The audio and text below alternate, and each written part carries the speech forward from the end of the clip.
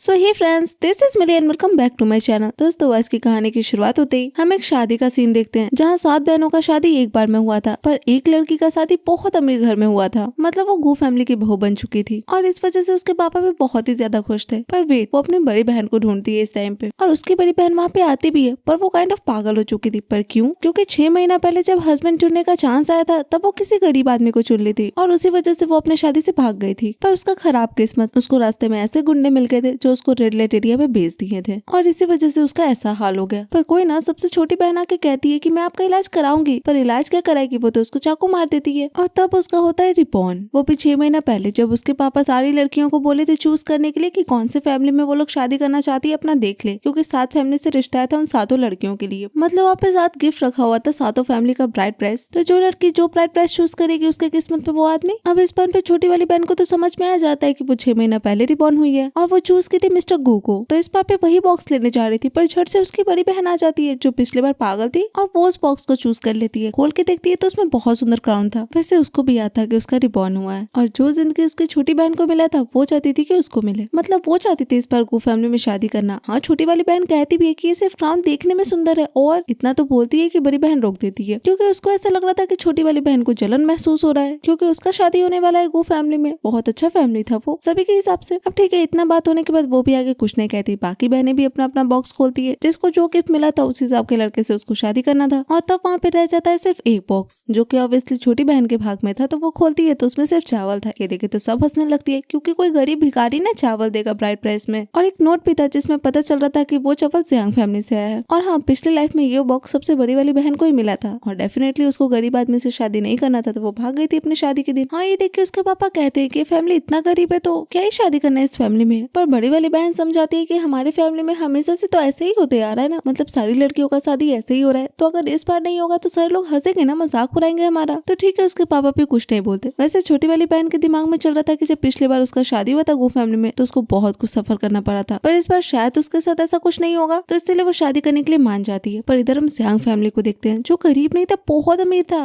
और हुआचुआन जिनके लिए रिश्ता गया था, वो अपने पेरेंट्स पे बहुत बरस रहे थे, क्योंकि उनके पास पैसों की कोई कमी नहीं थी। चाहे तो बहुत सारा चीज ब्राइड प्राइस में दिया जा सकता था, पर चावल वो लोग क्यों भिजवा दिए? वैसे उनकी निंग क्रश थी, निंग छोटी वाली बहन का नाम था, तो इसीलिए उनको ऐसा डर था कि अगर चावल देके वो मना कर दे उनसे शादी करने के लिए तो। पर इस टाइम उनकी माँ समझाती है कि अपने दोनों बड़े भाई को देखो, दोनों की वाईफाई, दोनों को पता था कि हम लोग बहुत अमीर है और दोनों की पत्नी भाग गई पैसा लेके, तो इन लोग को तो आखिर तक प्यार नहीं मिला। अब ये सुन के दोनों भाई कहते हैं कि हमारी पत्नियों को पैसा ही अच्छा लगता था तो लेके चली गई। इस बात पे हुआचुआन भी कहते हैं कि ठीक है ना माँ, अगर निंग को पैसा ही अच्छा लगता होगा तो इसी शर्त पे हम लोग शादी कर लेंगे। माँ कहती है पागल हो गए हो तुम, वो भी तुमको प्यार नहीं करेगी फिर तो अब क्या करना है? ऑब्वियसली माँ उनका गेटअप चेंज कर देती है, गरीब बना देती है। तो अब दिन आता है, 7 लड़कियां खड़ी थी अपने अपने हस्बैंड के इंतजार में। एक एक करके महंगा महंगा कार आता है अपनी वाइफ को लेने के लिए। सबसे महंगा कार था गो फैमिली का बेटा का, मतलब सभी के हिसाब से सबसे रिश्ता वही था, तो उसको इज्जत भी वैसे ही मिल रहा था। वैसे वो निंग को जाके प्रपोज करता है, पर बड़ी बहन आके झट से उसको साइड करती है, क्योंकि वो थी ना उसकी दुल्हन। तो अब ठीक है, जिसकी जो दुल्हन थी वो उसको एक्सेप्ट करता है, पर फिलहाल निंग का हस्बैंड नहीं आया था उसको लेने के लिए, तो इसीलिए सारी बहनें मिलकर उसका मजाक उड़ा रही थी। पर अब निंग भी क्या ही कर सकती थी, वो बस वेट करती है। और आते हैं ना उसके हस्बैंड थोड़ी देर में ट्रैक्टर से, उनके साथ उनका दोनों भाई भी गया था और ऑब्वियसली ये आइडिया उनकी माँ का था। अब ठीक है, वो जाता है निंग के पास, फ्लावर्स देता है, वो भी पहचान जाती है कि वही जियांग हुचुआन है, मतलब उसका फ्यूचर हस्बैंड। ये देख के भी बड़ी वाली बहन को चैन नहीं था, क्योंकि वो तो कुछ ज्यादा ही हैंडसम थे, जितना उसका पति नहीं था ना। पर कोई बात नहीं, उसको पैसा से मतलब था, तो वो और बाकी बहनें भी मिलकर मजाक उड़ाने लगती है। हाँ, इस टाइम पे हुचुआन उससे माफी मांगते हैं, कुछ आगे कहने वाले थे, पर वो कहती है कि कोई बात नहीं, मैं शादी करूंगी आपसे। इस पॉइंट पे उसके पेरेंट्स भी टोकते हैं कि आगे कुछ होगा तो हमें मत ब्लेम करना, पर वो कहती है कि मैं इस फैमिली में भी बहुत अच्छे से रहती थी क्या, जो मुझे इतना चिंता होगा। अब ये बात वो क्यों बोली? तो उसके पास लाइफ में ये फैमिली बस उसको यूज करता था ताकि पैसा कैसे हथिया जाए, पर इस लाइफ में वो खुद से अपना हस्बैंड चुनी है, तो ठीक है ना, आगे क्या होगा क्या नहीं वो देख लेगी। तो अब ठीक है, सब अपनी अपनी वाइफ को लेके जाता है वहाँ से, पर ये बड़ी बहन को जब उसका पति उठाता है तो गिरा देता है और गिरने के बाद छोड़ के भी चला जाता है। पर इसका पूरा उल्टा हुचुआन उसको अपना कोट पहनाते हैं, उसके बाद बड़े प्यार से उसको गोद में उठा के लेके जाते हैं। अब ट्रैक्टर पे बैठ के निकल जाते हैं दोनों अपने घर। उन लोगों का घर कोई गाँव में था और बीच में ट्रैक्टर खराब हो जाता है। इस पॉइंट पे वो अपने भाई से पूछते हैं कि घर कहाँ पे लिए हैं आप, जिसपे उनके भैया बताते हैं कि अभी भी 3 किलोमीटर है। हाँ, ये सुनकर उनको गुस्सा तो काफी आता है, पर नहीं कहती है कि 3 ही किलोमीटर है ना, हम चल के चले जाएंगे, कोई ज्यादा दूर नहीं है। हाँ, ये चीज उनको अच्छा नहीं लगता। उसका तो कपड़ा भी बहुत ज्यादा गंदा हो गया था, तो वो उसको उठाने की बात करते हैं, मतलब वो उसको लेके जाए, पर वो कहती है कि नहीं नहीं कोई बात नहीं है, मैं चल के चली जाऊंगी। तो ठीक है, फिर इधर ये दोनों भाई भी घर पहुंच जाते हैं। थोड़ी देर में ये लोग भी घर पहुंचते और पूरा फैमिली मेंबर्स मिलकर नाटक शुरू कर देता है। माँ लग रही थी, पापा पैरालाइज थे, से एक भाई का दिमाग नहीं था और दूसरा भाई बीमार था। ये सब कुछ माँ बताती है, निंग को सबसे इंट्रोड्यूस करवाती है, वो भी ईंट के बेड पे बैठा के। हाँ, ये सब बताने के बाद माँ भी थोड़ा डर जाती है, क्योंकि ऐसा किसी का फैमिली का सिचुएशन रहेगा तो लड़की क्या सोचेगी, क्या नहीं, छोड़ के चली जाए, मतलब ये सारा ख्याल आ रहा था उनके दिमाग में। पर वो अपने हस्बैंड को कहती है कि काफी टफ रहा होगा ना आपके लिए इतना साल इस फैमिली का देखरेख करना, पर अब कोई बात नहीं, अब मैं भी आ गई हूँ ना, तो हम लोग मिलकर इस फैमिली का ध्यान रखेंगे। हाँ, ये सुन के सभी को काफी अच्छा लगता है। माँ तो फिर से एक चावल के डब्बा से एक चाबी निकाल के उसको देती है। माँ कहती है कि इस फैमिली का चाबी है, मतलब इस फैमिली के सारे एसेट्स का कंट्रोल तुम्हारे हाथ में है। अब उसको थोड़ी पता था कि ये फैमिली कितना रिच है, उसको तो लग रहा था कि थोड़ा बहुत जो भी ये लोग बचाए होंगे काम करके अभी तक, वो सारा कुछ होगा। फिर भी वो सब कुछ का ध्यान रखने के लिए निंग को कहा जा रहा है, तो वो लोग उसको फैमिली की तरह ही मानते हैं। तो अब ठीक है, वो भी इस रिस्पॉन्सिबिलिटी को अच्छे से निभाएगी। अब यहाँ से सीन शिफ्ट होता है रात में। हुआचुआन को बिल्कुल भी अच्छा नहीं लग रहा था, क्योंकि वो अपनी वाइफ से इतना झूठ बोल रहे थे, उसको इतना सफर करवा रहे थे, और ये सब सोच रहे थे एक हथौड़ा लेके। इस टाइम पे उनकी वाइफ भी आ जाती है और ये हथौड़ा उनके पाँव पे गिर जाता है। हाँ, वो देखना चाह रही थी, पर वो नहीं चाह रही थी कि निंग देखे। इस चक्कर में दोनों गिरते हैं। और वैसे बाहर से ये सारा आवाज पूरा फैमिली भी सुन रहा था, तो माँ पापा तो काफी खुश हो जाते हैं, पर दोनों भाई का दुख हरा हो जाता है। पर अंदर कुछ ऐसा चल नहीं रहा था। वो माफी मांग लेती है उठने के बाद। उसके बाद वो लोग सोने जाते हैं। इस पॉइंट पे वो अपना शर्ट निकालते हैं। ये सुन के वो डर जाती है कि शर्ट क्यों निकालना है। वो कहते हैं मैं ऐसे ही सोता हूँ। तो अब ठीक है, वो भी कुछ नहीं कहती है। हाँ, थोड़ा करीब जाते हैं, पर कुछ करने के लिए नहीं, लाइट ऑफ करने के लिए। और इस टाइम वो उसको कह भी देते हैं कि जब तक वो नहीं चाहती है तब तक उनके बीच में कुछ भी नहीं होगा। तो अब ठीक है, फिर नेक्स्ट मॉर्निंग दोनों उठ के आते हैं। वहाँ पे इतना सारा ब्रेकफास्ट रेडी था उनके लिए। ये देख के निंग का दिमाग खराब हो जाता है, क्योंकि टेबल पे जो भी खाना रखा हुआ था वो सब बहुत कॉस्टली था। इस पॉइंट पे उन लोगों को लगता है कि वो लोग पकड़े गए। उसके हस्बैंड तो उसको सच बताने चाह रहे थे, पर वो कहती है कि मेरे लिए इतना कुछ करने का कोई जरूरत नहीं है, आप लोग बहुत मेहनत से पैसा बचा के रखे हैं, और इस फैमिली में शादी करने का डिसीजन मेरा था, तो जैसे आप लोग रहते हैं वैसे ही मैं रह लूंगी, इतना खर्चा करने का मुझ पे कोई जरूरत नहीं है। हाँ, सुन के उनको थोड़ा रिलैक्स फील होता है, क्योंकि पकड़े नहीं गए। पर निंग सोचती है कि उसको भी कुछ करना पड़ेगा इस फैमिली को सपोर्ट करने के लिए। अब यहाँ से सीन शिफ्ट होता है रात में। वो बैठे हुए थे, तभी उनका असिस्टेंट आता है। वो 3 महीने का फाइनेंशियल रिपोर्ट लेके आया था उनको दिखाने के लिए, और इस दौरान का पूरा रेवेन्यू 300 बिलियन हुआ था। अब इस पॉइंट पे निंग भी वहाँ आ जाती है, और उसको समझ में नहीं आता है कि ये बात क्या हो रहा है और ये आदमी कौन है। तो उसको बताया जाता है कि आदमी विलेज हेड है और गरीब लोग को सब कुछ प्रोवाइड करने के लिए आता है, मतलब गवर्नमेंट की तरफ से स्कीम होता है ना गरीब लोग को सब कुछ प्रोवाइड करने का, तो वही बताने के लिए आया था। पर वो पेपर कैसा है वो पूछती है। इस बात पे तो वो पेपर को फाड़ के आग में ही डाल देते हैं। आग चलाने के काम का था। बेचारा असिस्टेंट 3 रात जाके वो कंप्लीट किया था, पर कुछ कह भी नहीं सकता था। इस टाइम निंग उनको थैंक यू बोलती है और कहती है कि पर मैं खुद डिसाइड क्यों पैसा कमाने का। हाँ, ये सुन के बाकी फैमिली मेंबर्स को शौक लगता है। सब उसको समझाना चाहते थे कि कोई जरूरत नहीं है काम करने का, इनफ पैसा है घर चलाने के लिए। पर वो कहती है कि आप लोग को इतना चिंता करने का कोई जरूरत नहीं है, मुझे जॉब मिल गया है और कल से ही मैं काम पे जाऊंगी। तो ठीक है, कल वो पहुंच भी जाती है। सभी को पैम्पलेट बांट रही थी और ये उसका पूरा फैमिली भी देख रहा था, पर उसका पैम्पलेट कोई ले ही नहीं रहा था। अब ये तो उन्हें कोई दे नहीं सकता था, इसलिए वो अपने कंपनी के लोगों को कहते हैं सारा पैम्पलेट्स लेने के लिए, और सच में सब जाके ले भी लेता है। तो अब ठीक है, ये देख के वो भी खुश हो जाती है। अब ऐसे वो दूसरे काम पे जाती है जहाँ उसको ज्वेलरी बेचना था। बहुत देर वेट करती है, पर कोई नहीं आता ज्वेलरी खरीदने के लिए। पर नाजी ना, इसका भी सोल्यूशन था उसके हस्बैंड के पास। वो अपने आदमी को फिर से पैसे देते हैं ढेर सारा ज्वेलरी खरीदने के लिए, और सच में सब लोग आके पूरा दुकान ही खरीद लेता है, मानो हर एक चीज उठा के लेके चला जाता है। और एक बार फिर से उसका काम कंप्लीट हो जाता है। पर इस टाइम किसी का पर्स छूट गया था, तो वो जा रही थी देने, तब तक अपने हस्बैंड को उसी आदमी से बात करते देख लेती है। अब उन लोगों को एक बार फिर से लगता है कि पकड़ेगे क्या, पर वो कहती है कि आप जॉब ही ढूंढ रहे क्या। तो अब ठीक है, वो खुद ही उनको एक्सक्यूज देती थी, तो वो वही कहते हैं उसको। वो कहते हैं कि वो सिक्योरिटी गार्ड का जॉब के लिए अप्लाई करने आए हैं। तो ठीक है ना, उनका आदमी भी वैसे ही बिहेव करता है। और ये सब होने के बाद वो बहुत खुश होकर अपने हस्बैंड को बताती है कि सारा ज्वेलरी बिक गया। उसके हस्बैंड भी उस पर प्राउड फील करते हैं। अब यहाँ से सीन शिफ्ट होता है रात में। वो 3000 अर्न की थी और ये बात बहुत खुश होकर बता रही थी। और इतना ही नहीं, घर के हर एक मेंबर को वो 500 यॉन देती है, ताकि उनको जो भी नीड है वो पूरा कर सके इस पैसा से, और जो बाकी बचता है वो खुद के पास रख लेती है। हाँ, ये देख के माँ बहुत ज्यादा इमोशनल हो जाती है। वो तो उसको सच बता देती, पर भाई सारे रोकते हैं। निंग को भी थोड़ा अजीब लगता है, तो भाई कहते हैं कि मैं इतना सारा पैसा एक बार नहीं देखी है ना, तो बस इसीलिए इमोशनल हो गई थी। इस बात पे निंग कहती है कि चिंता करने वाली कोई बात नहीं है, मैंने दूसरा जॉब के लिए भी अप्लाई कर दिया है, होटल वेटर का। अब हमारी फैमिली के और अच्छे दिन आएंगे। तो अब ठीक है। अब थोड़ी देर बाद वो जाके सो जाती है। पूरा फैमिली मेंबर्स कंफर्म कर लेता है। उसके बाद बैठता है पंचायत। सब अपनी अपनी गलती कन्फेस कर रहे थे निंग को इतना सफर करवाने का। पर इस बार पे असिस्टेंट कहता है कि सियांग होटल में होने वाला है ना एक बेड पिंक डायमंड का, तो आप वो खरीद के दे दीजिए अपनी वाइफ को, हो सकता है कि उनको अच्छा लगे और वो आपको माफ भी कर दे। हाँ, किसी को पता तो नहीं था कि आइडिया काम करेगा, पर ठीक है, ट्राई करने में क्या जाता है। वैसे नेक्स्ट दिन निंग भी उसी होटल में पहुंच जाती है। उसी ऑक्शन में वेटर का काम करना था उसको, और इसी पॉइंट पे मिस्टर को अपनी वाइफ के साथ वहाँ पे आता है। और एज यूजुअल उसकी बड़ी बहन उसके हालत को देख के उसका मजाक उड़ाती है और खुद के हालत के भी बारे में बताती है, लाइक वो कितनी अमीर है, उसका पति उसको क्या क्या दिया है, ये सब कुछ डिस्क्राइब करने लगती है। इस बात पे निंग को याद आता है कि गू फैमिली का कैश फ्लो डिस्टर्ब हो गया था पिछले लाइफ में, और इसी वजह से ये फैमिली बहुत सारा लोन लेके बैठा है। हाँ, अमीर दिखता तो है पर है नहीं। पर ये बात शायद उसकी बड़ी बहन को नहीं पता है। पर निंग बताना चाह रही थी अपनी बहन को। वो कहती है कि मिस्टर को तो बहुत अमीर है ना, वो पक्का यहाँ के सबसे सबसे एक्सपेंसिव रेसिडेंशियल स्वीट में ही रहेंगे। हाँ, उसकी बहन भी इतराते हुए जाती है बात करने के लिए, पर वो उसको रोकता है। कहता है कि पागल पागल हो गई हो क्या, मैंने ऑलरेडी बुक कर दिया है जहाँ हमें रहना है। मतलब बहुत सस्ता में काम निपटा रहा था। ये देख के उसको अच्छा तो नहीं लगता, पर कुछ कर नहीं सकती थी। इस टाइम पे वहाँ पे मिस्टर जियांग आते हैं अपने ओरिजिनल गेटअप में। उनको वहाँ देख के अंदर सभी को बताया जाता है। ये देख के मिस्टर को बहुत ही ज्यादा एक्साइटेड हो जाता है, क्योंकि मिस्टर जियांग कोई छोटे मोटे आदमी नहीं थे। हाइचिन का इकोनॉमिक लाइफलाइन वही कंट्रोल करते थे। तो मिस्टर को ऐसा लगता है कि अगर वो उनके साथ कोऑपरेट कर पाए तो उनकी फैमिली का तो उद्धार हो जाएगा। इधर वो अंदर आते हैं, सब उनको देखना चाह रहा था, पर निंग उनको देख नहीं पाती, गिर जाती है ना। पर वो ये चीज नहीं देख पाते हैं, क्योंकि उनको पता थोड़ी था कि उनकी वाइफ यहाँ पे है। हाँ, उनका असिस्टेंट ये जरूर बताता है कि उनकी बड़ी बहन और उसका हस्बैंड आया है, उनको हेलो बोलना चाहता है। इस बात पे वो कहते हैं कि ठीक है, उन लोग को बोलो वेन्यू में आने के लिए, अगर वो लोग लायक है तो वो लोग भी कर सकता है। मतलब वो ऑब्वियसली अपनी वाइफ के लिए उन लोग को इतना वैल्यू दे रहे थे, क्योंकि वो लोग उनके वाइफ के रिलेटिव्स थे। तो अब ठीक है, इतना बात बोल के वो लोग तो आगे बढ़ जाते हैं, पर असिस्टेंट उन लोग को बताता है कि मिस्टर जियांग आप लोग से मिलना चाहते हैं। वो लोग तो इसी बात पे काफी खुश हो जाते हैं, अमीर बनने का मौका जो मिल रहा था। तो अब ठीक है, वो लोग अंदर जाते हैं ऑक्शन में। वहाँ पे वो लोग तो फूले नहीं समा रहे थे, पर उनको ऐसा गलत फहमी हो जाता है कि वो किसी का भी इंसल्ट कर सकते हैं। वहाँ पे उन लोग को निंग भी दिखती है, चाय वगैरह सर्व कर रही थी। इस बात पे उसकी बड़ी बहन उसका बहुत इंसल्ट करती है, अपने हस्बैंड का खूब बुराई करती है और निंग के हस्बैंड का बहुत बुराई करती है। वो तो इग्नोर करके जाना चाह रही थी, पर वो जाने भी थे तब ना।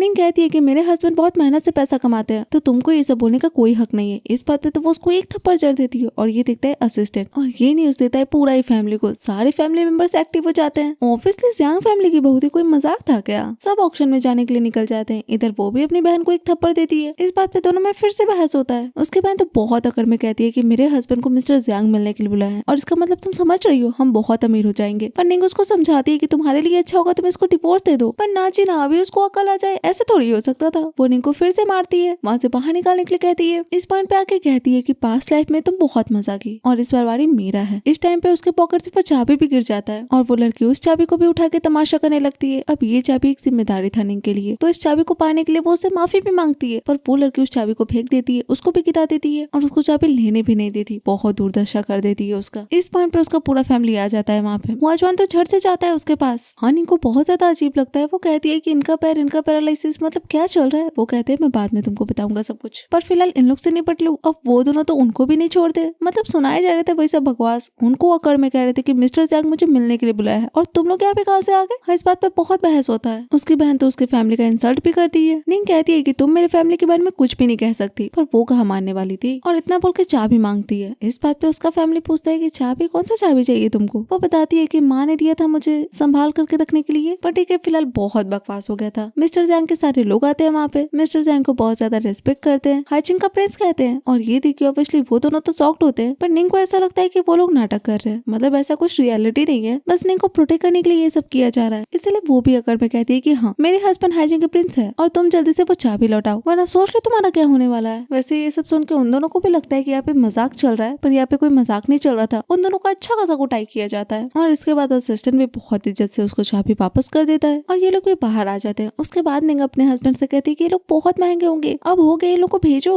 और आप लोग जो कपड़ा रेंट पे लिए ये भी बहुत महंगा होगा। हाँ, इस पॉइंट पे उसका पूरा फैमिली उसको सच बताना चाह रहा था, उसको यकीन दिलाना चाह रहा था कि हाइजिंग का जो जियांग फैमिली है इतना फेमस, वो वही फैमिली है। और उसको कह भी रहा था कि सोचो अगर तुम्हारा साथ इस फैमिली में हुआ है तो तुमको इतना मेहनत नहीं करना पड़ेगा, इस फैमिली का सारा प्रॉपर्टी तो तुम्हारा ही होगा। पर वो कहती है कि मुझे तो ऑर्डिनरी फैमिली में शादी करना था, एक नॉर्मल लाइफ जीना था, मुझे हमें लोग पसंद नहीं है। वैसे वो अपने पास्ट लाइफ में ये सब कुछ झेली थी ना, इसीलिए उसका माइंडसेट ऐसा हो गया था। पर फिलहाल वो कहती है कि आप लोग, वो लोग कहते हैं नहीं नहीं, हम ऐसा कुछ नहीं है, हमारा फैमिली ऑर्डिनरी है, हम तो गरीब है ना। और अब धीरे धीरे उन लोग को जो परेशानी है वो फिर से होने लगता है। माँ क्रिपल हो जाती है, पापा पैरालाइज्ड हो जाते हैं, एक भाई डम और दूसरा भाई बीमार हो जाता है। और रीजन भी देते हैं, जब अचानक से सुने कि उनकी बहू के साथ ये सब कुछ हो गया तो वो लोग खुद ब खुद ठीक हो गए। और असिस्टेंट कहता है कि हाँ ऐसा होता है, मतलब बॉडी अचानक से रिएक्ट करता है ना, कोई ऐसा सिचुएशन आ जाए तो ऐसा होता है। अब मानने का तो मन नहीं था उसका, पर मानना पड़ता है। तो अब ठीक है, वो पूरा फैमिली तो वहाँ से चला जाता है, पर ये दोनों उन लोग को जरूर देख लेते हैं। और अब उन लोग को भी लगता है कि ये पूरा फैमिली मिलकर नाटक कर रहा था जियांग फैमिली बनने का। पर नहीं, बात इतना सीधा नहीं था। वाचवान को बहुत ज्यादा गुस्सा आ रहा था, क्योंकि अब वो लोग क्या करे। माँ भी कहती है कि मुझे कोई सपना आया था क्या जो मुझे पता होगा नहीं ऐसी लड़की है। बेचारे पापा पैरालाइज होने का नाटक करते करते कहीं सच में न हो जाए, भाई बुद्धू होने का नाटक करते करते कहीं सच में बुद्धू न हो जाए, इस बात का उन लोग को डर था। पर वाचवान को इतना तो जरूर पता था कि रहेंगे तो वो निंग के ही साथ ही। इधर हम मिस्टर कू को देखते हैं, जिनको उनका असिस्टेंट बताता है कि लास्ट ऑक्शन के बाद जियांग फैमिली पूरा रिश्ता खत्म कर दिया उस फैमिली से। ये सुन के वो अपनी वाइफ पे बहुत ज्यादा नाराज हो जाता है, क्योंकि एट द एंड उसकी वाइफ की बहन ही तो थी ना वो लोग। पर ठीक है, डांटने से कोई फायदा था नहीं। इस पॉइंट पे उसका असिस्टेंट बताता है कि मिस्टर जियांग जियांगजे विलेज के सारा जमीन को खरीदना चाहते हैं। ये सुन के वो खुद अपने हस्बैंड हस्बैंड को कहती है कि अगर उस विलेज का जमीन हम उनको गिफ्ट कर दे तो हो सकता है कि जो मिसअंडरस्टैंडिंग हुआ था वो क्लियर हो जाए। वो कहते हैं कि वो जमीन खरीदने के लिए तुम्हारे घर से पैसा ले तो कैसा रहेगा। हाँ, उसको अच्छा नहीं लगता है, पर थोड़ा सा ही तो पैसा का बात था ना, इतना तो वो फैमिली उसके लिए कर ही सकता है। उसके बाद उन लोगों का प्रॉफिट भी तो होगा अच्छा खासा। तो अब ठीक है, वो भी मान जाती है। दोनों हस्बैंड वाइफ निकल जाते हैं उस गाँव में जाने के लिए। हाँ, गाँव था तो वैसा ही जगह होगा ना, पर उन लोगों को बस जमीन खरीदना था। तो अब ये खरीदने के लिए तो उन लोग को इतना करना ही पड़ेगा। अब वो लोग अंदर जाते हैं तो फिर से निंग और उसका फैमिली मिल जाता है और एक बार फिर से बहस शुरू हो जाता है। उसकी बड़ी बहन कहती है कि तुम लोग तो बोल रहे थे हाइचिंग के प्रिंस हो तुम, तो हाइचिंग का प्रिंस ऐसी जगह पे रहता है क्या। हाँ, इस चीज से उन लोग को मतलब नहीं होना चाहिए था, पर वो लोग तो जबरदस्ती घर के अंदर घुस जाते हैं। मिस्टर वो कहता है कि तुम लोग जो भी किए उसके लिए हम तुम्हें माफ कर सकते हैं, पर इसके बदले तुम्हें अपना घर बेचना पड़ेगा हमें। हाँ, बड़ी बहन तो कहती है कि इसका घर अच्छा है, ये जमीन मिस्टर जैंग को काफी पसंद आएगा। पर वॉचमैन कहते हैं कि कौन बोला है तुम लोगों को कि वो ये सब कुछ खरीदने वाला है। अब ये तो दूसरा बात है, पहला बात ये है कि निंग को ये घर बेचना ही नहीं था। तो अब इस बात पे उन लोग का बहस होता है। मिस्टर को सारा सच बताता है। वो कहता है कि वो सुना है प्रेसिडेंट जियांग इस गाँव को एक्वायर करने वाले हैं, तो वो लोग चाहता है कि एक जमीन वो लोग गिफ्ट करे प्रेसिडेंट जियांग को। इसके बदले वो 50,000 यॉन देने के लिए भी तैयार था, पर उसकी पत्नी कहती है कि ये जमीन तो 5,000 यॉन में ही हो जाएगा और इन लोग को पैसा का क्या जरूरत है। खाने पीने का कुछ सामान देती है ताकि निंग और उसके फैमिली को खाने पीने का दुख ना हो कुछ दिन के लिए। अब ये तो बहुत ज्यादा इंसल्टिंग था निंग के लिए। वो कहती है कि कचरा उठाओ और निकलो यहाँ से। वॉचमैन भी भगाते हैं, पर वो लोग तो जा ही नहीं रहे थे। मिस्टर को अपने असिस्टेंट को कॉल करके कहता है जियांगजिया विलेज के सारे प्रॉपर्टी का ओनरशिप सर्टिफिकेट लाने के लिए, क्योंकि वो खुद चूज करेगा उसको खरीदना कौन सा है। इस पॉइंट तक उसका पूरा फैमिली आ जाता है। फिर दोनों में अच्छा खासा बहस होता है, पर 1 मिनट उसका असिस्टेंट भी आ जाता है सब कुछ लेके जो वो मंगवाया था, सारे प्रॉपर्टी का ओनरशिप सर्टिफिकेट। मिस्टर जियांग कहते हैं कि कुछ भी बेचने के लिए नहीं है, पर वो क्यों, क्योंकि सारे सर्टिफिकेट्स पे उन्हीं का नाम लिखा हुआ था। इस बात पे मिस्टर को कहता है कि गाँव का सब लोग का नाम जियांग हुचुआ नहीं है क्या। अब भाई ये थोड़ा अजीब था, निंग को भी अजीब लगता है। वो अपने हस्बैंड से पूछती है इस बारे में। उसके हस्बैंड कहते हैं कि शादी करने का थोड़ा जल्दी था ना, वैसे मैं ये सारा प्रॉपर्टी तुम्हारे नाम पे ट्रांसफर कर दूंगा। अब लो एक और कंफ्यूजन। पर 1 मिनट, इस पॉइंट तक उन लोग को लगता है कि ये सारा डॉक्यूमेंट फेक है, पर अब हो गया भाई, बकवास करने का भी एक हद होता है। उन लोग को मार पीट के भगाया जाता है वहाँ से। और सिर्फ इतना ही नहीं, माँ तो पूरा गाँव को बुला लेती है और सब लोग मिलकर उनका अच्छा से स्वागत करते हैं। वैसे वो कहती है अपनी बहन को कि मैं घर पे जाके मम्मी पापा को सब कुछ बता दूंगी। ठीक है, बता दे, वो भी देख लेगी आगे क्या होगा। तो उन लोग को भगाने के बाद ये लोग घर पे आके बैठते हैं। हुचुआन कहते हैं अपनी वाइफ से कि तुम्हारी बहन कह रही थी ना घर जाने के बारे में। वो कहती है चिंता मत कीजिए, मैं अकेले चली जाऊंगी। पर ऐसा कैसे। माँ कहती है कि हुचुआन जरूर जाएगा तुम्हारे साथ, तुम्हारे पेरेंट्स तुम्हारे बारे में बुरा थोड़ी ना सोचेंगे। हानिंग नहीं चाहती थी कि उसके हस्बैंड उसके साथ जाए, पता नहीं उसके हस्बैंड के साथ कैसा बिहेवियर हो वहाँ पे, पर वो कहती है कि कोई बात नहीं है, मैं संभाल लूंगा जो भी होगा, पर मैं जरूर जाऊंगा तुम्हारे साथ। तो अब ठीक है, माँ तो उसको भेज देती है रेस्ट करने के लिए। और वो लोग अब डिसाइड करते हैं कि सारे बहनों के गिफ्ट में इन लोग का गिफ्ट सबसे अच्छा होना चाहिए। इसके लिए वो लोग ढेर सारा अरेंजमेंट भी कर लेते हैं, पर वहाँ पे सिर्फ बोरा था और कुछ तो था नहीं, तो वो सारा गिफ्ट बोरा में ही भर देते हैं। वैसे सच में गिफ्ट में बहुत कुछ था, सोना चांदी प्रॉपर्टी हर एक चीज। और नेक्स्ट डे जब सो के उठ के आती है तो वो भी शॉक्ड हो जाती है इतना सारा गिफ्ट देख के। उसको थोड़ी पता था अंदर क्या है, और ऊपर से मैं लिफाफा भी पकड़ा देती है वहाँ पे सबको देने के लिए। वैसे एक लिफाफा में 5 मिलियन का चेक था, ये बात भी उसको नहीं पता था। पर ठीक है, सारा सामान लेके वो लोग निकल जाते हैं वहाँ से। इधर क्यों फैमिली की सारी बेटी और दामाद आ जाते हैं। एंड अगेन सबसे ज्यादा इज्जत मिलता है मिस्टर गू को। उसी टाइम पे सबसे छोटी बेटी और दामाद भी आते हैं। वो बहुत प्यार से अपने पापा को गिफ्ट दिखाती है जो उसके इन-लॉज भेजे थे इन लोग के लिए, पर ये लोग तो बिना ही देखे यार तिरछा मुंह बनाने लगते हैं, फेंक देने के लिए कहते हैं। और माँ बाप तो करते ही हैं, साथ में ढेर सारी बहनें भी इंसल्ट करती है उन लोग का। कोई कोई बहन सपोर्ट करती है, कहती है कि जो भी गिफ्ट लाइए वो एक्सेप्ट कर लेना चाहिए, बहुत प्यार से लाइए। पर उन लोग को प्यार का भाषा समझ में कहाँ आता था। उन लोग के लिए सबसे ज्यादा इंपॉर्टेंट था पैसा, और पैसों के लिए तो बड़ी बहन कुछ भी कर सकती थी। वो अपने पेरेंट्स को बताती है उसके साथ इन दिनों क्या क्या हुआ, छोटी वाली बहन और उसका फैमिली मिलकर क्या क्या किया। ये सुन के उसके पेरेंट्स भी बहुत डांटते हैं, उसको माफी मांगने के लिए कहते हैं बड़ी बहन से, पर वो मना कर देती है। इस बात पे वो हाथ उठाती है, पर उसके हस्बैंड थे ना, कुछ नहीं होता उसको, पर फिर भी बहुत डांटते हैं। इस पर में मिस्टर कोई कहता है कि मेरे जैसा आदमी इन लोग से क्या ही मुंह लगाएगा, छोड़िए हटाइए ये सब, इन लोग को भी खाना दे ही दीजिएगा। पर हाँ, इतना तो तय था कि उन लोग का लाइफ और गिफ्ट वो लोग नहीं देखते हैं, सीधे फेंक देने के लिए कहते हैं। जिनचुआन भी अपनी वाइफ को समझाते हैं कि कोई बात नहीं, हम ले जाएंगे वापस। वैसे निंग को काफी बुरा लग रहा था। अब बारी आता है खाना खाने का, तो वो जाती है बैठने के लिए। इस बात पे उसको वह बैठने नहीं दिया जाता। उसके पापा कहते हैं बच्चों के साथ बैठने के लिए उसको और उसके हस्बैंड को। हाँ, इस टाइम फिर से निंग लड़ना चाहती थी, पर उसके पति समझाते हैं कि कोई बात नहीं, हम मैनेज कर लेंगे। दोनों जाके बैठ जाते हैं। अब मिस्टर को अपने इन-लॉज के साथ टोस्ट करते हैं। ये देख के जिनचुआन भी आते हैं, पर इस टाइम फिर से उनका इंसल्ट मुंह पे मना कर देते हैं कि तुम्हारे जैसा भिखारी के साथ हम टोस्ट करेंगे। इस पॉइंट पे निंग आके कहती है कि दोनों तो आपका दामाद ही है ना, फिर इस तरीके से बिहेव क्यों कर रहे हैं। ऑब्वियसली उसकी बड़ी बहन कहती है क्योंकि मेरा हस्बैंड बहुत रिच है, तुम्हारे पति के जैसा कंगाल नहीं है। इस पॉइंट पे हुआचुआन ही अपनी वाइफ को कहती है कि कोई बात नहीं, तुम घर कभी कभी आती हो तो रहने दो, छोड़ दो। वो लोग आके बैठ जाते हैं जहाँ वो लोग बैठे में थे। हाँ, निंग माफी मांगती है, पर वो कहते हैं कि तुम्हारे पेरेंट्स है, कुछ पोती है तो क्या हो गया, रहने दो। पर वहाँ पे जो बच्चे बैठे थे ना, उनको इनवेलप देने लगते हैं वो लोग। ये देख के एक बार फिर से इंसल्ट। वो लोग आते हैं, वो लोग लिफाफा खोल के देखते नहीं है कि अंदर कितना है, बस अनुमान लगा लेते हैं कि 100 यूएन से ज्यादा थोड़ी होगा। हुआचुआन तो कहते हैं कि एक बार खोल के तो देख लो,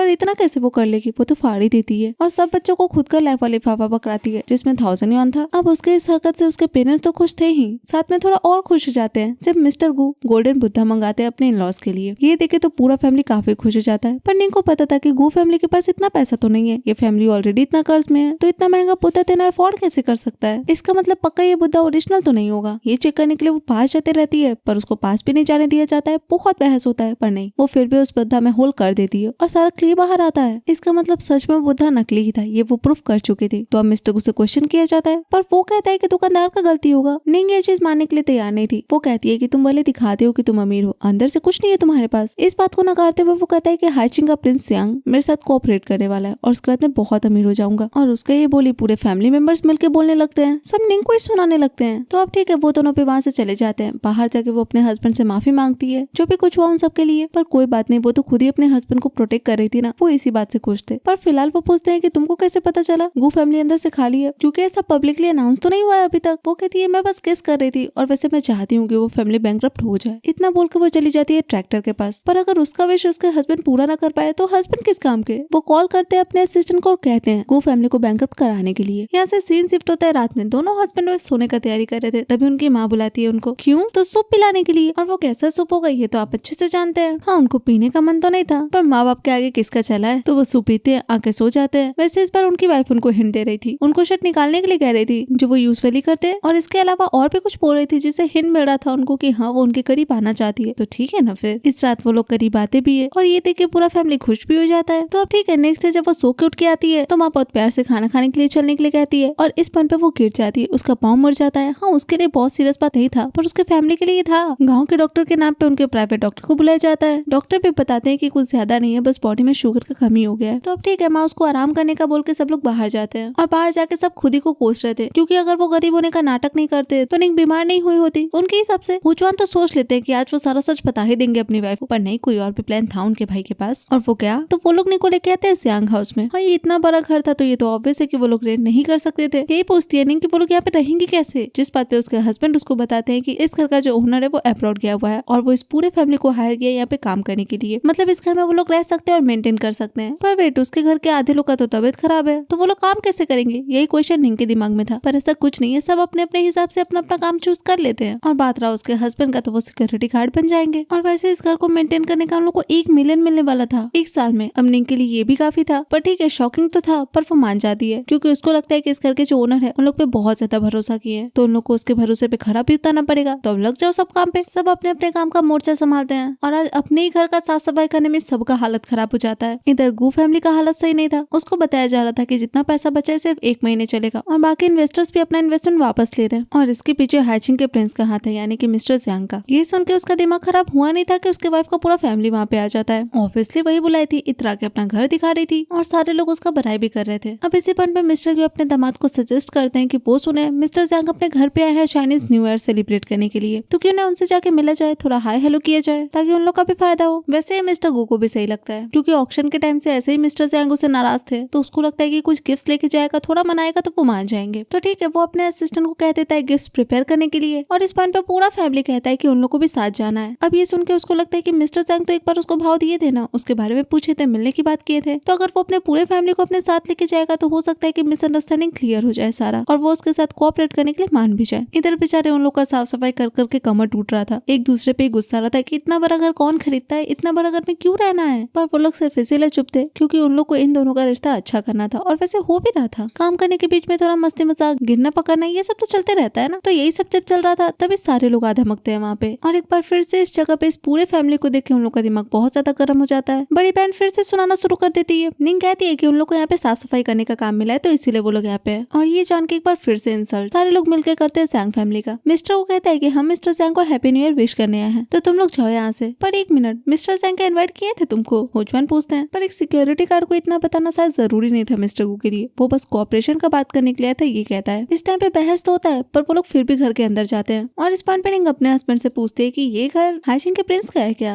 और आप तो बोले थे कि वो अब्रॉड में है, तो फिर ये लोग किससे मिले हैं यहाँ पे। अब आगे वो कुछ आंसर दे पाए इससे पहले अंदर से आवाज आता है तो वो लोग भागते हैं। अंदर पूरा जियांग फैमिली था जिसको जो मना रहा था वो कर रहा था और ये देख के बड़ी बहन चिल्लाई थी। वैसे वो चिल्लाई क्यों थी, तो निंग की माँ एक पेंटिंग को बर्बाद करती थी और उसके पापा एक फ्लावर पॉट को। इसी बात पे मिस्टर को सबका हिसाब करवा रहा रहा था, लाइक वो पेटी कितना महंगा है और वो पॉट कितना महंगा है और मिस्टर जैंग के पापा को वो पॉट कितना ज्यादा पसंद है। अब उसका देखो क्या पता कि मिस्टर जैंग के पापा खुद ही उस पॉट के लीव्स को काटे हैं। तो ठीक है, बहस तो होना ही है ना, और होता भी है। पर पहले वो सारा गिफ्ट रखता है जो वो लेके आया है मिस्टर जैंग के लिए और कहता है कि हम उनको विश करना है तो प्लीज बीच में मत आओ। पर मिस्टर जैंग कहते हैं कि इसका कोई जरूरत नहीं है, निकलो यहाँ से। अब एक सिक्योरिटी गार्ड के बोलने पे वो लोग क्यों जाएंगे? मिस्टर को तो वही धरना देने का सोच लेता है। मतलब जब तक मिस्टर जैंग यहाँ पे आ नहीं जाते, उन लोग को पनिश नहीं कर देते, उन लोग से कंपनसेशन डिमांड नहीं कर लेते, तब तक वो यहीं पे रहने का सोच लेता है। पर ऐसा हो सकता था क्या? बिल्कुल भी नहीं। एक भाई तो उसको मारता भी है। इस पॉइंट में मिस्टर जैंग कहते हैं कि तुमको पता है वो कौन है, कैसे दिखते हैं? वो कहता है मुझे नहीं पता, हमेशा वो आदमी मिस्टीरियस ही रहा है, पर लास्ट ऑक्शन में वो मुझसे मिलना चाहते थे और वो मुझसे कोऑपरेशन की बात भी करना चाहते थे। अब उसका ये बात खत्म होता नहीं कि उसकी वाइफ सुनाना शुरू कर देती है और सिर्फ वही क्यों, बाकी बहनें भी सुनाती है खूब सारा इन लोग को। पर बस बहुत हो गया था, निंग और इंसल्ट नहीं सुन सकती थी अपने परिवार का। एक चाटा लगाती है उसको और उसके बाद तो सारा गिफ्ट बर्बाद कर देती है और साथ में पूरा परिवार भी डांट डूट के मारपीट के जैसे सही लगता है बस भगाते हैं उन लोग को यहाँ से। और वैसे ये सब खत्म करने के बाद उसके पेरेंट्स कहते हैं कि ये सब इतना महंगा नहीं है, तुम चिंता मत करो। पर उसको ऐसा लगता है कि शायद उसके पेरेंट्स उसका दिल रखने के लिए कह रहे हैं। तो वो कहती है कि कोई बात नहीं, अगर कंपनसेशन देना भी होगा तो मैं कहीं से जुगाड़ कर लूंगी सारा पैसा। ये सुन के माँ समझ जाती है कि बस बहुत हुआ। वो उसको कहती है कि मैंने तुम्हें एक चाबी दिया था ना, ये बैंक सेफ डिपॉजिट बॉक्स का चाबी है, वहाँ कुछ पैसा पड़ा है, जैंग फैमिली का सेविंग्स है, तुम उसमें से पैसा यूज कर सकती हो। अब हाँ, ये वो बिल्कुल नहीं करना चाहती थी क्योंकि उसको इतना समझ था कि उसके पेरेंट्स बहुत मेहनत से ये पैसा सेव किए होंगे। पर नहीं, सब बहुत इंसिस्ट करता है एक बार उसको जाके देखने के लिए कि कितना पैसा है। तो ठीक है, वो भी मान जाती है। जाती है काउंटर पे, कहती है कि उसको कुछ पैसा निकालना है। जब चाबी देखती है तब तो सारे स्टाफ हैरान। फटाफट से मैनेजर आते हैं, उससे पूछते हैं कि जैंग हुआचुआन की वो क्या लगती है। वो कहती है वाइफ। और ये चाबी? तो वो कहती है मेरी माँ दी है मुझे कुछ पैसा निकालना है। तो अब क्वेश्चन आता है कि कितना पैसा निकालना है। उसको लगता है कि कितना ही होगा, 3000 और निकाले काफी है उतना। पर उसके इशारा से मैनेजर को लगता है कि उसको 300 मिलियन निकालना है। तो इस पॉइंट पे ढेर सारे गार्ड्स को बुलाया जाता है, खिड़की दरवाजा बंद करवाया जाता है और बहुत सिक्योरिटी के साथ उसको लेके जाया जाता है। बेचारे निंग को तो समझ में नहीं आता है कि 3000 निकालने के लिए ये सब क्या क्या करना पड़ रहा है उसको, मतलब इतना सिक्योरिटी किस बात का। पर थोड़ी देर में उसको समझ में आ जाता है, उसको लेके जाया जाता है। वो जब उस चाबी से लॉक खोलती है तो वो जो देखती है वो बस देखती रह जाती है। उसको लगता है वो किसी और के रूम में आ गई है क्या। पर उसको बताया जाता है कि जैंग फैमिली का ऐसे ही आर्ट फॉर्म और है। और उसको ये भी बताया जाता है कि यही तो है मिस्टर जैंग, हाइजिंग के प्रिंस, जिनके पास एसेट्स का कोई कमी नहीं है। मतलब पूरे हाइजिंग का इकोनॉमिक लाइफलाइन वही है, तो फिर पैसा का कमी कहाँ से होगा उनको। और हाँ, इस पॉइंट पे उसका पूरा फैमिली भी वहाँ पे आता है और उसके हस्बैंड उसको सारा सच बताते हैं। वो कहते हैं कि हाँ, हाइजिंग के प्रिंस वही है और वो गाँव जहाँ वो लोग रहते थे वो पूरा जमीन उन्हीं का है। मतलब वो लोग शुरू से उसे झूठ बोल रहे थे, क्यों बोल रहे थे सब कुछ बताती है माँ, और बोलते बोलते रोने भी लगती है। पापा कहते हैं कि वो पहले ही सारा सच बता देना चाहते थे उसको, पर वही कही थी कि उसको अमीर आदमी पसंद नहीं है, तो इसीलिए उनको सच छुपाना पड़ा। वो तो घुटना पर बैठ के उससे माफी मांगते हैं, कहते हैं कि मुझे कोई भी पनिशमेंट चलेगा, बस मुझे डिवोर्स मत देना। माँ पापा बैठने लगते हैं तो उनको रोकती है, फिर दोनों भाई भी बैठने लगते हैं। उसका तो दिमाग ही काम नहीं कर रहा था कि करे तो करे क्या। माँ कहती है कि सारी गलती मेरी है, पर ये तुमको बहुत टाइम से पसंद करता है। पर किस टाइम से? तो वो याद दिलाते हैं जब वो लोग किंडरगार्टन में थे, उनको कुछ बच्चे परेशान कर रहे थे और वो उनको प्रोटेक्ट की थी। यही याद करते उसको बहुत अजीब लगता है। वो कहती है इसीलिए ब्राइड प्राइस भिजवाए थे मेरे लिए। हाँ, इस बात पे उसके भाई कहते हैं कि वो चावल नहीं भिजवाना चाह रहा था, वो तो बहुत कुछ भिजवाना चाह रहा था, पर माँ बदल दी थी। पर अगर निंग वो नहीं चूज करती तो वो पूछती है। इस बात पे वो कहते हैं कि तुम चूज की हो, मतलब ये फेट है, और अगर नहीं चूज करती तो भी तुम खुश हो, ये जान के मैं जी लेता। पर फिलहाल क्या वो उनको माफ कर दी? वो कुछ नहीं कहती। माँ कहती है हम सब डोनेट कर देंगे, कोई दिक्कत नहीं है, अगर तुमको नहीं पसंद तो हम ऑर्डिनरी लाइफ जीने के लिए तैयार हैं। पर नहीं, इसका कोई जरूरत नहीं था, वो कहती है, और वो उनको माफ भी कर दी थी। तो अब पापा चाहते थे कि उनका ग्रैंड वेडिंग हो। इधर मिस्टर गू का दिमाग बहुत ही ज्यादा खराब हो चुका था। वो अपने वाइफ की फैमिली को बहुत कुछ सुनाता है। उसी टाइम न्यूज देखता है तो उसको पता चलता है कि प्रेसिडेंट जैंग का ग्रैंड वेडिंग होने वाला है 3 दिन में। तो ये मौका अब उसको एक बार फिर से मिल गया, मतलब मिस्टर जैंग से मिलने का। तो अब ठीक है, सबसे थोड़ा माफी मांग लेता है इतना बेइज्जती जो किया था, और अब उनसे प्यार से कहता है कि मुझे मिस्टर जैंग के शादी में जाना है, तो उसके लिए गिफ्ट भी तो लेके जाना पड़ेगा ना। और आप जानते हैं कि मैं जो गिफ्ट लेके गया था वो तो आपकी बेटी और उसके ससुराल वाले मिलकर बर्बाद कर दिए, तो आप लोग को थोड़ा पैसा देना पड़ेगा। हाँ, उन लोग को कोई प्रॉब्लम नहीं था, पर वो 10 मिलियन मांगता है। अब इतना पैसा तो उस फैमिली में था नहीं, तो वो लोग देने से मना कर देते हैं। पर वो कहता है कि अगर आप लोग मेरा हेल्प ही नहीं कर सकते तो आप लोग किस काम के रिलेटिव्स है, मुझे ऐसा भिखारी रिलेटिव्स नहीं चाहिए, इससे बेटर है कि तुम मुझे डिवोर्स दे दो। अब ये तो वो कर नहीं सकती थी, वो अपने पेरेंट्स को कहती है उनका घर बेच देने के लिए, और अगर उसके पति का जैंग फैमिली के साथ कोऑपरेशन हो गया तो उससे बड़ा घर खरीद के दे देगी वो अपने पेरेंट्स को। तो ठीक है, वो लोग मान जाते हैं। और इतना ही नहीं, वो अपनी दोनों बहनों से भी पैसा ले लेती है जो हमेशा उसके सपोर्ट में बोलती थी। अब चलो ये तो ठीक है, पर उसका पति उसका भी आईडी कार्ड लेता है। पर वो क्यों? तो वो कहता है कि रजिस्टर करवाना है, प्रोजेक्ट का फंडिंग आएगा तो उसी के अकाउंट में आएगा, इसलिए। ये सुन के खुशी खुशी वो भी अपना आईडी कार्ड दे देती है। अब यहाँ से सीन शिफ्ट होता है शादी वाले दिन। ये पूरा फैमिली पहले ही पहुंचा हुआ था वहाँ पे, और वहाँ का तामझाम देख के, मिस्टर जैंग के बारे में सुन के इतना तो समझ में आ रहा था कि खर्चा बहुत ज्यादा किए हैं वो अपने वाइफ पे। वैसे अब सबको ये जानना था कि किस फैमिली की बेटी है वो जो इतना लकी है। पर कोई बात नहीं, उन लोग को ज्यादा वेट नहीं करना पड़ता, क्योंकि थोड़े देर में दूल्हा दुल्हन का एंट्री होता है वहाँ पे। और ये देख के सबका आंख फटा का फटा रह जाता है। उन लोगों को तो समझ में ही नहीं आ रहा था कि ये सच में मिस्टर ज़ैंग है क्या, हाइचिंग का प्रिंस। पर बड़ी बहन मानने के लिए तैयार नहीं थी, क्योंकि निंग का किस्मत इतना अच्छा नहीं हो सकता, उसको ऐसा लगता है। इस पॉइंट पे निंग भी कहती है कि मैंने तो आप लोग को इन्वाइट नहीं किया है मेरी शादी में, और इस बात पे फिर से वो लोग बहस करने लगती है। पर नहीं, इस टाइम उन लोग को मानना पड़ता है कि यही मिस्टर ज़ैंग है, हाइचिंग के प्रिंस। और अब चाहे पाताल जमीन खिसक जाए या आसमान टूट जाए, यही सच था और उन लोग को मानना पड़ता है। निंग के मम्मी पापा का तो तुरंत ही तेवर बदल जाता है उसकी तरफ। बहुत प्यार से बात करना, बहुत इज्जत देना, और दुल्हन को जो गिफ्ट दिया जाता है उसपे अपना हक जमाना। पर निंग भी कहती है कि कौन है आपकी बेटी? जब मैं अपने पति के साथ आपके घर पे गई थी तो आप मुझे अपनी बेटी नहीं मानते थे, पर अब ये सब बातें करने का कोई मतलब नहीं था। निंग की सास कहती है कि ये मेरी बेटी है। वो फैमिली तो बहुत ट्राई करता है कन्विंस करने का ताकि मिस्टर ज़ैंग कुछ दे दे उन लोग को, पर मिस्टर ज़ैंग याद दिलाते हैं कि जो गिफ्ट आप लोग लेने से मना कर दिए थे ना, एक बार खोल के देखना चाहिए था कि उसमें क्या क्या था। उसमें मिलियंस का संपत्ति था, और वो रेड इनवेलप जो उनकी प्यारी बड़ी बेटी लेके फाड़ दी थी, उस एक इनवेलप में 5 मिलियन का चेक था। ये जान के जो उनको सदमा लगता है ना, कि सदमा वो लोग डिजर्व करते थे। और इस टाइम पे थोड़ा सा गुस्सा भी आता है बहनों को कि मिस्टर ओ के 1000 यौन के चक्कर में वो लोग 5 मिलियन का चेक ठुकरा दिए। पर अब पछताए होत गया जब चिड़ा चुग गई खेत। ऑब्वियसली निंग भी यही कहती है और बाकी सबको भगाती है वहाँ से। जो तो बहन उसका सपोर्ट करती थी उसको छोड़ के, पर वो लोग तो अभी भी जाना नहीं चाह रहे थे। उसके मम्मी पापा बहुत प्यार से कहते हैं कि गू फैमिली के साथ कोऑपरेट करने के लिए कहो ना अपने पति को, सब तो फैमिली ये सबका भला हो जाएगा। पर ना जी ना, वो कहती है कि इस फैमिली के साथ कोऑपरेट करने का कोई मतलब नहीं है। अब ऐसा क्यों? तो उस टाइम पे वहाँ पे ऑफिसर्स भी आते हैं और वो बड़ी वाली बहन को ही ढूंढ रहे थे। पर क्यों? तो उसके नाम पे बहुत ज्यादा लोन लिया हुआ था, और कोई छोटा मोटा अमाउंट नहीं, 80 मिलियन का लोन था उसके ऊपर, वो भी लीगली नहीं। इसीलिए वो लोग उसको अरेस्ट करने आए थे। अब इस टाइम पे तो वो अच्छे से समझ जाती है कि वो अपना आईडी सिर्फ अपने पति को दी थी, तो इसीलिए अपने पति को कन्फ्रंट करती है। पर वो कुछ नहीं कहता। निंग बताती है कि गू ग्रुप कब के बैंकरप्ट हो चुका है। बेचारा क्यों फैमिली का घर गया, बाकी बहनों का पैसा गया, पर अब कुछ नहीं किया जा सकता था। हाँ, इस बात पे बाकी लोग उससे पैसा मांगते हैं, पर वो कहता है कि हम लोग तो फैमिली मेंबर्स है ना, तो पैसा क्या मांगना, फीलिंग्स हर्ट होता है मेरा। पर वहाँ पे उसके फीलिंग्स को लेकर किसी को अचार नहीं डालना था। बड़ी बहन निंग पे परसना शुरू कर देती है कि तुमको ये चीज पहले से पता था। वो कहती है हाँ पता था, तुमको बहुत बार समझाने का मैं कोशिश भी की थी, पर तुम तो कुछ मानना ही नहीं चाह रही थी। अब ठीक है, बहुत बकवास हो गया था, उनको निकाला चाहता है वहाँ से। और इस बार पे वो फिर से उसको चाकू घुसाने जा रही थी, पर नहीं, इस बार नहीं। एक बार फिर से इतिहास नहीं दोहराता और उसको ऑफिसर्स लेके जाते हैं। तो अब ठीक है, इतना तमाशा होने के बाद कम से कम शादी तो कंप्लीट हो। हाँ जी, होता भी है। दोनों रिंग्स एक्सचेंज करते हैं, दोनों का शादी धूमधाम से हो भी जाता है। और एक बार फिर से दोनों पहुंचते हैं अपने गाँव, और उसी जगह पे जाके ट्रैक्टर वापस से खराब हो जाता है। हाँ, ये सीन जाना पहचाना था ना आपके लिए, जी निंग के लिए भी था। पर नहीं, इस बार उन लोग को पैदल नहीं जाना पड़ता, उन लोग का पूरा फैमिली आ जाता है, वो भी गाँव वालों के साथ, उनकी हेल्प करने, उनका ट्रैक्टर निकालने। ये देख के निंग को बहुत अच्छा लगता है, और वो हमारे लिए एक मैसेज छोड़ती है। वो कहती है कि परिवार गरीब हो या अमीर, अगर जिंदगी में प्यार हो तो जिंदगी काफी हसीन हो जाता है। तो इसीलिए आप किसी को कुछ दे पाए या ना दे पाए, प्यार जरूर दीजिएगा। और इसी मैसेज के साथ ये कहानी यहीं पे खत्म हो जाता है। तो दोस्तों, आपको ये कहानी कैसा लगा आप मुझे कमेंट्स में जरूर बताइएगा। And thank you so much friends for watching this video. मैं आपसे मिलती हूँ हम नेक्स्ट वीडियो में, तब तक के लिए बाय।